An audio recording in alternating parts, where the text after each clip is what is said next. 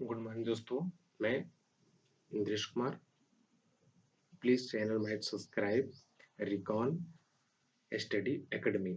मैं आप सबको आज आज जो आज का जो वीडियो है, ये मैं पिछले वीडियो में फंडामेंटल राइट्स आपको पढ़ा चुका हूँ। तो फंडामेंटल राइट्स जो पूरा खत्म हो गया, मैं उस पर क्वेश्चन कराने जा रहा हूँ। जो क्वेश्चन अधिकांश क्वेश्चन एग्जाम्स में, यूपीपीएससी में, यूपी ट्रिपल एससी में पूछे जाते हैं।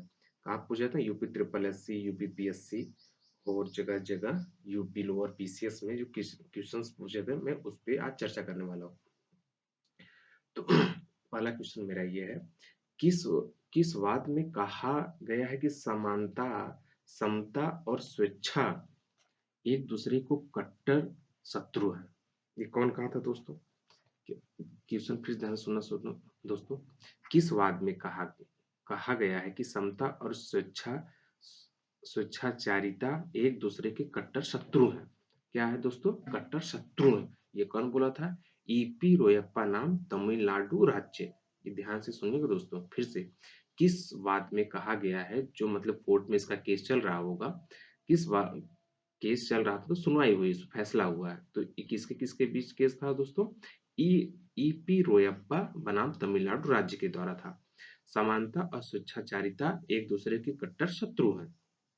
दूसरा क्वेश्चन, किस वाद में उच्चतम न्यायालय ने कहा कि 2 से अधिक संतान वाले लोगों को पंच या सरपंच पद के लिए अयोग्य घोषित करने करने वाली तिथि और विधि के समक्ष समता अनुच्छेद 14 के अधिकार का उल्लंघन नहीं करती है और एक विधि मान्य विधि है? ये किसके द्वारा हुआ था दोस्तों? जावेद बनाम हरियाणा राज्य। जावेद बनाम हरियाणा राज्य। क्वेश्चन मैं फिर से रिपीट कर रहा हूँ दोस्तों, सुनिएगा। किस वाद में उच्चतम न्यायालय ने कहा कि 2 से अधिक संतान वाले लोग पंच या सरपंच पद के लिए अयोग्य घोषित करने वाली विधि और विधियों के समक्ष समता अनुच्छेद 14 के तहत अधिकार का उल्लंघन नहीं करती है और एक विधि मान्य विधि है, जो जावेद बनाम हरियाणा राज्य गवर्नमेंट के थ्रू चला था ये। तीसरा क्वेश्चन, अनुच्छेद अनुच्छेद 51 अनुच्छेद 51 किन आधारों पर राज्य द्वारा नागरिकों के मध्य विभेद करने का निषेध करती है?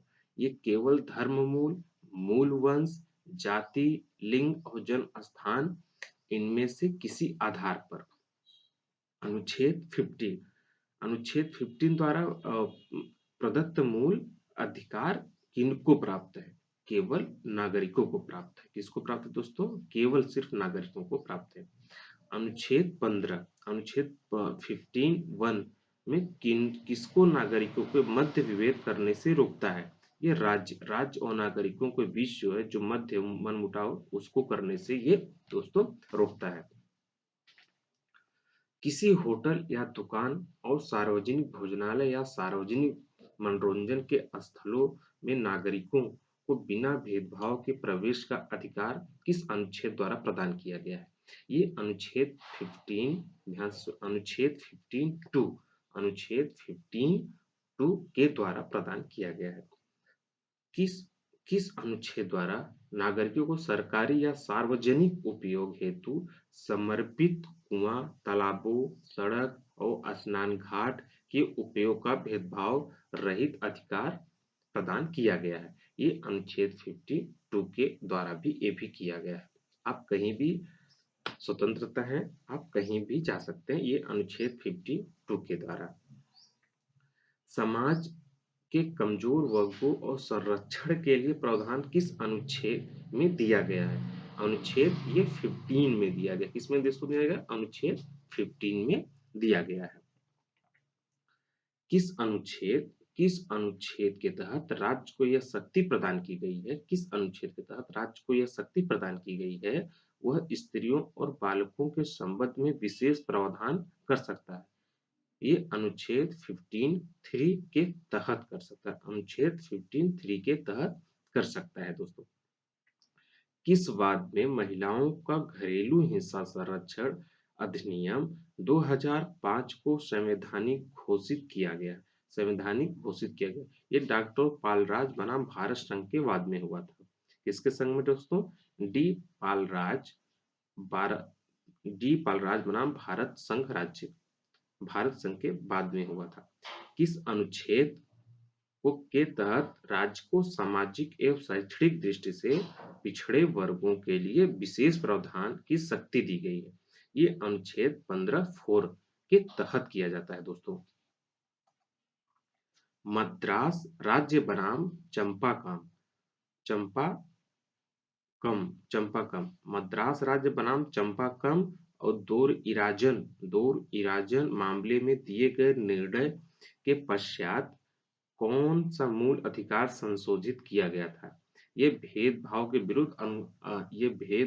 विरुद्ध अनुच्छेद 15 में। और दोस्तों, किस अनुच्छेद के तहत सरकारी नौकरियों पुरुषों की अपेक्षा महिलाओं की वरीयता देने की शक्ति प्रदान है? किस अनुच्छेद में दोस्तों प्रदान है? ये अनुच्छेद 15(3) के तहत 15(3) के तहत ये प्रदान के तहत अनुच्छेद आपको ये मतलब कि सरकारी नौकरियों पुरुषों को लिए और महिलाओं को वरीयता देने के लिए अनुच्छेद 3 के तहत आपको वरीयता प्रदान है। अनुच्छेद 15(4) संविधान में कब जोड़ा गया? 1951 प्रथम संविधान संशोधन के द्वारा हुआ था। 1951 प्रथम संविधान संशोधन के द्वारा हुआ था दोस्तों। किस वाद में उच्चतम न्यायालय द्वारा दिए गए निर्णय के पश्चात संविधान में अनुच्छेद 15(4) को जोड़ा गया था? ये मद्रास राज्य बनाम चंपाकम और दुईराइराजन के द्वारा हुआ था। और शिक्षण संस्थानों में अनुसूचित जातियों और अनुसूचित जनजातियों का आरक्षण किस अनु द्वारा शासित किया होता है? ये अनुच्छेद 15(4) के द्वारा होता है। अनुच्छेद 15(5) को संविधान में किस संविधान के अनुच्छेद मतलब आर्टिकल 15(5) में संशोधन द्वारा किसके संबंध में प्रावधान किया गया है? अनुच्छेद मतलब आर्टिकल 15(5) में किसके संबंध में संशोधन किया गया है? ये पीए नाम ध्यान से आया हुआ क्वेश्चन है दोस्तों। पीए इनामदार बनाम महाराष्ट्र सरकार के द्वारा, महाराष्ट्र राज्य में किस अनुच्छेद के अनुसार राज्य निजी शिक्षण संस्थानों में छात्रों के प्रवेश के लिए स्थानों को आरक्षण उपबंध कर सकती? ये अनुच्छेद 15(5) के अनुसार दोस्तों। 93 में संविधान संशोधन के किस वाद में संवैधानिक घोषित किया गया है? ये अशोक ठाकुर बनाम भारत संघ के वाद में, अशोक ठाकुर बनाम भारत संघ के वाद में। लोक नियोजन के अवसर ये समानता का उपबंध किया गया। अनुच्छेद 16 में किया गया। किसमें किया गया दोस्तों? अनुच्छेद 16 में किया गया। संविधान की प्रस्तावना में प्रयुक्त समाजवादी शब्द के साथ किस अनुच्छेद को पढ़ने के लिए समान कार्य एक समानता वेतन का मौलिक अधिकार उच्चतम न्यायालय से मिला गया? ये अनुच्छेद 14 तथा 16 अनुच्छेद 14 और 16 में है दोस्तों। भारतीय संविधान का कौन सा अनुच्छेद भारत के सभी नागरिकों को लोक नियोजन के अवसर पर समानता और प्रत्याभूत का अधिकार देता है? ये अनुच्छेद 16 1 और 2 में है। और 2 में इस अनुच्छेद के तहत किसी राज्य में सरकारी सेवाओं हेतु उस राज्य में निवास की योग्यता विहित करने वाली विधि बनाई जा सकती है? ये अनुच्छेद 3 के तहत होता है। अनुच्छेद 16(3) के तहत होता है। पिछड़े वर्गों हेतु आरक्षण का प्रावधान किस अनुच्छेद के तहत किया गया है? पिछड़े वर्गों के आरक्षण का प्रावधान किस अनुच्छेद के तहत किया गया? ये अनुच्छेद 16(4) के तहत किया गया। किस वाद में उच्चतम न्यायालय ने कहा कि पिछड़ेपन का निर्धारण के लिए जाति सुसंगत और इसे प्रमुख आधार बनाया जा सकता है? तो किसके द्वारा दोस्तों? ये इंदिरा शाहिनी बनाम भारत संघ 1993 जो मंडल के सामने नाम से प्रसिद्ध है, जो मंडल कमंडल, ये आप सुने होंगे 1993 में दोस्तों, जो मंडल कमंडल के नाम से मामला बहुत प्रसिद्ध हुआ था पिछड़े वर्गों को आरक्षण को लेकर। किस वाद में, इसके बाद किस वाद में उच्चतम न्यायालय ने कहा कि किसी अनारक्षित वर्ग का व्यक्ति आरक्षित वर्ग के परिवार में दत्तक और विवाह या अन्य किसी आधार पर प्रवेश पाने पर अनुच्छेद 15(4) या अनुच्छेद 16(4) के अंतर्गत आरक्षण का लाभ नहीं प्राप्त हो सकता। ये बलसम्मा पाल बनाम कोचीन विश्वविद्यालय के थ्रू हुआ था। इसके थ्रू दोस्तों, बलसम्मा पाल बनाम कोचीन विश्वविद्यालय। इंदिरा साहनी बनाम भारत संघ का जो ये वाद चला था, इसमें विनिश्चय के समय उच्चतम न्यायालय मुख्य न्यायाधीश कौन से, श्री एच एम कानिया थे। कौन से दोस्तों, एच एम कानिया। किस आधार पर पिछड़े वर्गों का निर्धारण नहीं किया जाता, आर्थिक के आधार पर पिछड़े वर्गों का निर्धारण। अगला क्वेश्चन दोस्तों, किस अनुच्छेद के तहत भारतीय नागरिकों को पूर्ण रूप से जनसभा या शांतिपूर्ण तरीके से जनसभा या सम्मेलन करने का अधिकार है? ये अनुच्छेद आर्टिकल 91 के तहत या 19(1) के अंतर्गत ये दोस्तों आता है। सभा एवं सम्मेलन के अधिकार पर राज्य किन आधारों पर निर्बंध और आरोपित कर सकता है? ये भारत की प्रभुता और अखंडता या लोक व्यवस्था के आधार पर, भारत की प्रभुता और अखंडता, भारत की सुरक्षा को लेके और लोक व्यवस्था के आधार पर ये दोस्तों कर सकता है। संगम या संगम या कोई जनसभा हो या कोई संघ, जैसे आप कोई पार्टी बना रहे हैं या कोई संघ बना रहे हैं, कोई पार्टी या संघ, स्वतंत्रता भारतीय नागरिकों को प्रदान किया गया है। आप भी कोई पार्टी कोई संघ बना, क्योंकि आपका भाई अधिकार है, आप भारत के संविधान पर भरोसा करते हैं, आर्टिकल पर भरोसा करते हैं, तो आप भी एक संघ, एक संगठन बना सकते हैं जो अनुच्छेद 91 ग के अंतर्गत आता है। ये अनुच्छेद आर्टिकल 19(1) और ग के अंतर्गत दोस्तों, इसमें आपको संरक्षण प्राप्त है संविधान द्वारा। संघ में संघ बनाने के लिए स्वतंत्रता पर राज्य अनुच्छेद 19(4) के तहत आधारों पर प्रतिबंध लगा सकता है। अगर कब प्रतिबंध लगाएगा? अगर भारत की प्रभुता और अखंडता से आप खिलवाड़ करते हैं, तो वहां की राज्य जो है आपके ऊपर प्रतिबंध लगा सकता है।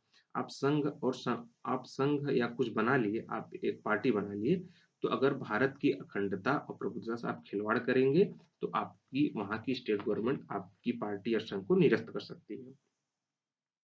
भारत की प्रभुता और अखंडता लेके लोक व्यवस्था या सदाचार के आधार पर अनुच्छेद 19 आर्टिकल 19 द्वारा प्रदत्त स्वतंत्रताओं में से किन स्वतंत्रताओं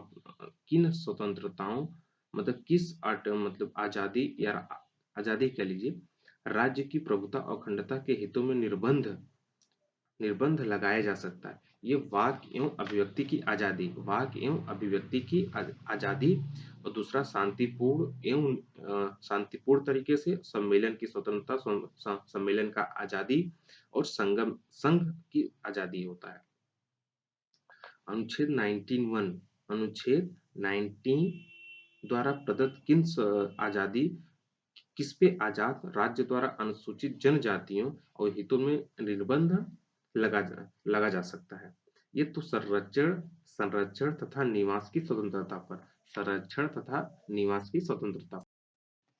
अगला क्वेश्चन, संविधान का कौन सा अनुच्छेद कार्योत्तर विधियों में संरक्षण प्रदान करता है? ये अनुच्छेद आर्टिकल 21 के विरुद्ध आता है। 21 के में आता है। किस अनुच्छेद के तहत दोहरे दंड से संरक्षण प्रदान किया गया? ये अनुच्छेद 22 के तहत संरक्षण आपको प्रदान किया गया है। आत्म अभिशंसन का सिद्धांत किस अनुच्छेद से संबंधित है? अनुच्छेद 23 से संबंधित है। किससे संबंधित है दोस्तों? अनुच्छेद 23 से संबंधित है। भारतीय संविधान द्वारा एक अभिव्यक्ति का कौन सा संरक्षण प्रदान किया गया है? कार्य के बाद विधि, दोहरे संकट में, स्वयं अपने विरुद्ध साक्षी होने तथा समिति मात्रा में गिरफ्तारी और गिरफ्तारी से विरोध करना। किस अनुच्छेद के तहत, अगला क्वेश्चन, तो किस अनुच्छेद के तहत यह प्रावधान किया गया है कि किसी कार्य को जो किए जाते समय निर्दोष है, किसी कार्य को किए जाते समय वो निर्दोष है, बाद में विधि द्वारा और दोषपूर्ण अपराध नहीं घोषित किया जा सकता। वो अनुच्छेद 21 आर्टिकल 21 की में दोहरे दंड से क्या आप दोहरे दंड से क्या क्या है, किसी मतलब दोहरे दंड का क्या मापन है। जैसे आप जैसे इस टाइम बिहार में लालू प्रसाद यादव जी हैं, जैसे अभी उनके पहले रेल चारा घोटाला का वो मुकदमा चल रहा था, तो जेल से छूटे, फिर कोई उनको उनको दोहरा उनको दंड दिया गया है। तो इस स्थिति में किसी व्यक्ति को एक ही अपराध लिए 2 या 2 से अधिक बार अभियोजन और अभियोजन और दंडित करना हो जाता है। ये दोहरे दंड का मापन होता है। मतलब किसी व्यक्ति को एक ही अपराध के लिए 2 या 2 से अधिक बार अभियोजन और दंडित करना हो जाता है। नीमो डिबेट विक्स विक्जेरी के सिद्धांत किससे संबंधित है? दोहरे संकट के सिद्धांत से। किससे दोस्तों? दोहरे संकट के सिद्धांत से।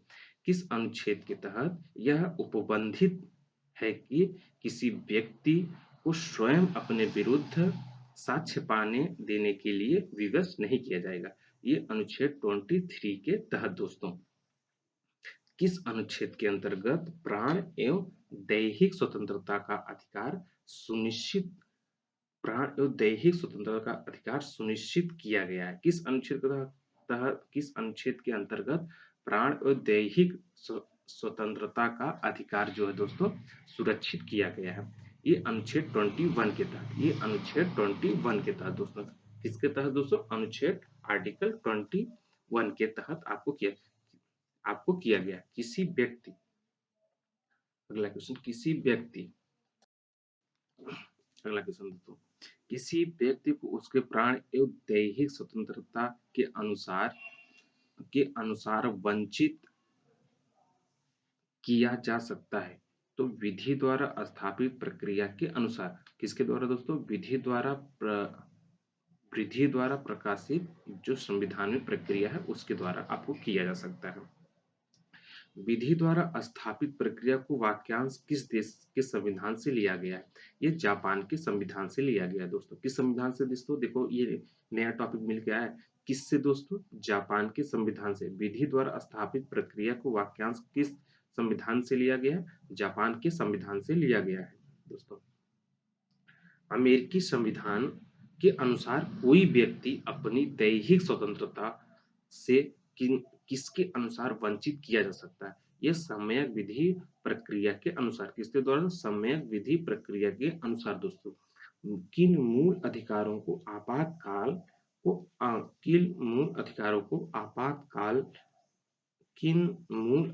को आपातकाल की उद्घोषणा होने पर भी निलंबित या सीमित नहीं किया जा सकता? ये अनुच्छेद 20 तथा 21 के प्रत्याभूत मूल अधिकारों द्वारा। किसके द्वारा? मूलभूत अधिकारों द्वारा दोस्तों।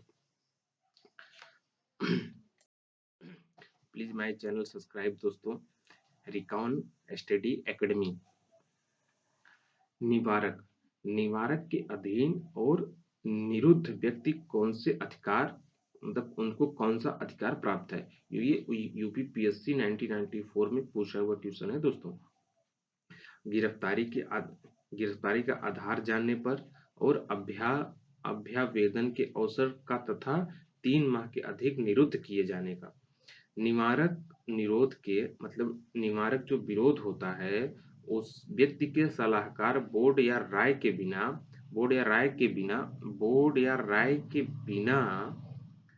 अधिकतम कितनी अवधि तक निरुद्ध किया सकता है? ये दोस्तों 3 माह तक। कितने तक? 3 माह तक किया जा सकता है। 3 माह तक किया सकता है। और निवारक निरोध विषय संबंधित किस सूची के अंतर्गत शामिल होता है? ये समवर्ती सूची के अंतर्गत शामिल होता है दोस्तों। समवर्ती सूची के अंतर्गत दोस्तों ये शामिल होता है। किन अनुच्छेदों का समूह शोषण के विरुद्ध अधिकार की विवेचना करता है? ये अनुच्छेद 23 और 24 के आर्टिकल 23 और 24 में। कौन सा अनुच्छेद मानव दुर्व्यवहार एवं बालश्रम का विरोध करता है। ये अनुच्छेद 23 के अंतर्गत दोस्तों, किसके अंतर्गत? अनुच्छेद 23 के किस अनुच्छेद के तहत कारखानों तथा किसी जोखिम पूर्ण कार्यों में बालकों को नियोजन का निषेध किया, मतलब विरोध किया गया? ये अनुच्छेद 24 के तहत किया गया। श्रमिकों को प्राप्त मजदूरी न दिए जाने से संबंधित किस अनुच्छेद का उल्लंघन होता है? ये अनुच्छेद 23 का ज्ञातव्य है कि दीना बनाम भारत संघ के बाद में धारित किया गया तथा श्रमिक का पर्याप्त मजदूरी न देने और बाल श्रम तथा इसमें अनुच्छेद 23 का उल्लंघन होता है। इसमें 23 का उल्लंघन होता है। तो मानव संविधान के अंतर्गत अस्पृश्यता के बाद किस कार्य को अपराध?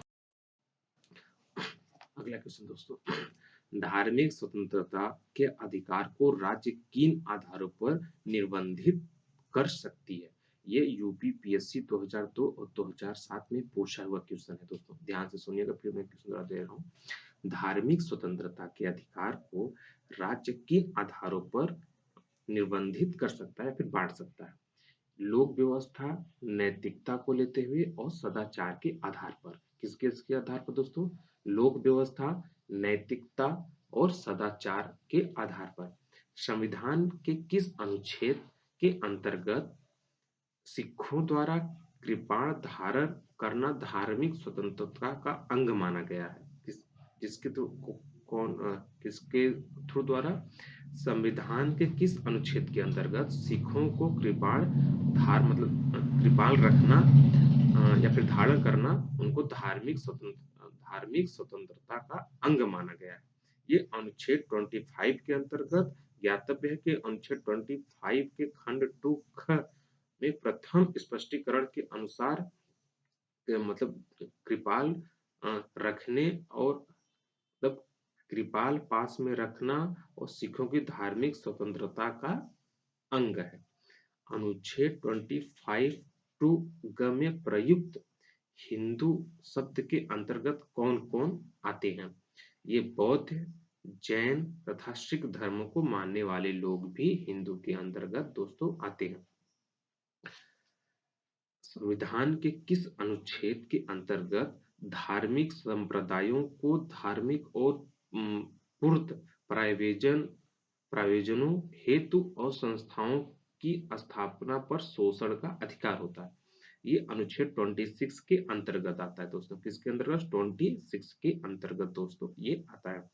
अनुच्छेद 26 के अंतर्गत किस धार्मिक संप्रदाय या उसके अनुभाग को कौन कौन सा अधिकार प्रदान किया गया है? पहला, धार्मिक संस्थाओं की स्थापना और पोषण का धार्मिक कार्यों से उपबंध करना। तीसरा, संपत्ति के अर्जन, स्थापित और स्वामित्व तथा ऐसी संपत्ति का प्रशासन का होता है। धार्मिक कार्यों के प्रबंध के अधिकार को राज्य द्वारा किन आधारों पर प्रतिबंधित किया जा सका है, मतलब प्रबंधित किया जा सकता है? लोक व्यवस्था, सदाचार अथवा व्यवस्था के आधार पर इन पे प्रतिबंध भी लगाया जा सकता है।